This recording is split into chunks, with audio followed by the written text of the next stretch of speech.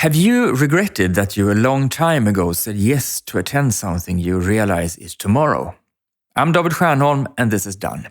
Today, let's talk about the free time trap and how to avoid it. But first, what are you to do when you don't have time to make the structure enhancement effort you have in mind? I have a trick for you and I share it in a short video on my YouTube channel. There's a link to it in the show notes. Have a look.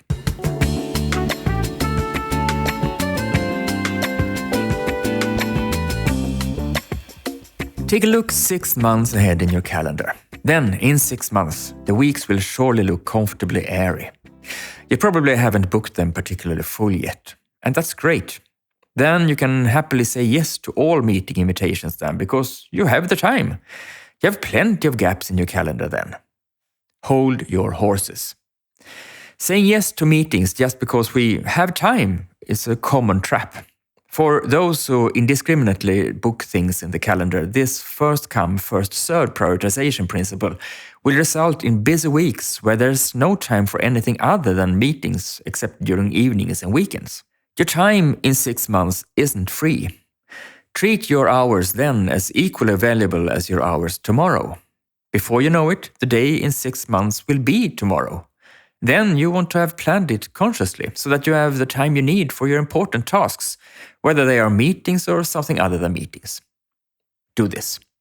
From now on, if not sooner, value a meeting request according to the same criteria regardless of when the meeting takes place.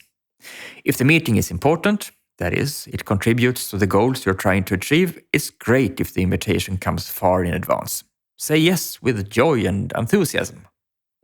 If the meeting is not important in relation to what you're trying to accomplish in your work, the goals you're seeking to achieve, that is, ask yourself if you really should say yes, even if you have plenty of time in the week the meeting is proposed to take place.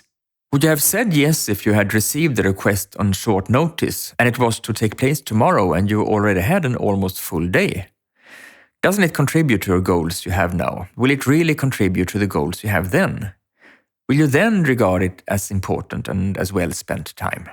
Because if you value your time no matter when it comes, you will be more in control of your own schedule than otherwise. You can make your weeks how you want them to be, instead of them just happening. You own your schedule. You don't feel like a victim of circumstances. And the difference is huge.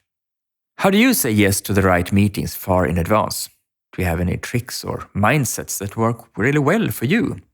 Write to me at david@stiernholm.com and tell me. I meet many people who need to take a firmer grip on their calendar, and for them, your experiences are worth their weight in gold.